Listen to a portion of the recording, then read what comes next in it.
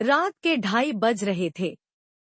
चांद बादलों के पीछे छिपा था और हल्की हल्की हवा पेड़ों की शाखाओं को हिला रही थी। रवि अपनी बाइक पर सवार होकर एक अनजान रास्ते पर बढ़ रहा था। उसे पास के गांव नंदपुर जाना था, लेकिन रास्ता अजीब लग रहा था। जीपीएस बंद हो चुका था और चारों तरफ घना जंगल था। अचानक दूर एक मटमैली रोशनी दिखी। रवि ने राहत की सांस ली और उधर बढ़ने लगा। जैसे जैसे वह करीब पहुंचा, उसे एक पुराना गांव दिखाई दिया। लेकिन कुछ अजीब था, गांव में कोई हलचल नहीं थी। न इंसान, न जानवर, बस सन्नाटा। रवि ने एक बूढ़े बाबा को देखा, जो एक टूटी फूटी दुकान के बाहर बैठे थे। बाबा, यह कौन सा गांव है? रवि ने पूछा। बाबा ने धीमी मगर भारी आवाज में कहा, बेटा, यहाँ से जितनी जल्दी हो सके भाग जा। रवि हक्का बक्का रह गया। पर क्यों? बाबा ने गहरी सांस ली। जो यहाँ आता है वो वापस नहीं जा पाता। तभी एक अजीब सी हवा का झोंका आया और बाबा गायब हो गए। रवि का दिल जोर जोर से धड़कने लगा। उसने बाइक स्टार्ट करने की कोशिश की, लेकिन बाइक ने स्टार्ट होने से इनकार कर दिया।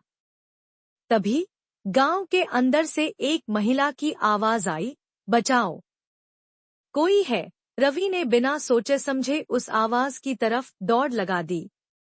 गांव की गलियां संकरी और भूल भुलैया जैसी थी।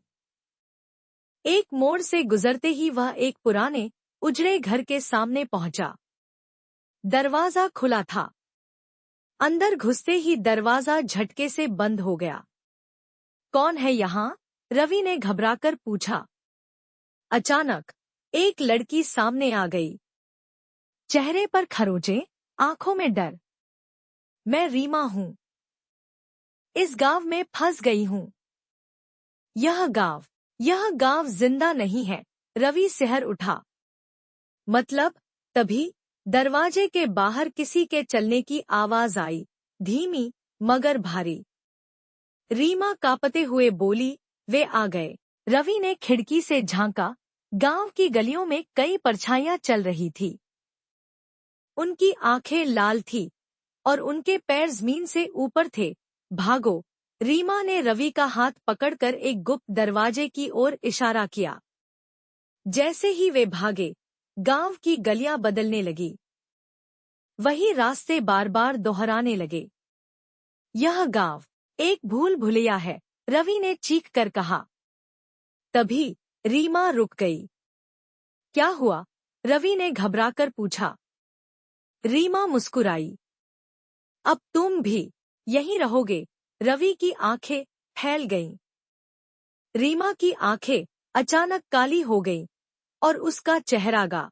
अगर आपको कहानी पसंद आई हो तो लाइक करें, अपने दोस्तों के साथ शेयर करें और उन्हें भी डर का एहसास कराएं। ऐसी ही और रोमांचक कहानियों के लिए सब्सक्राइब करें।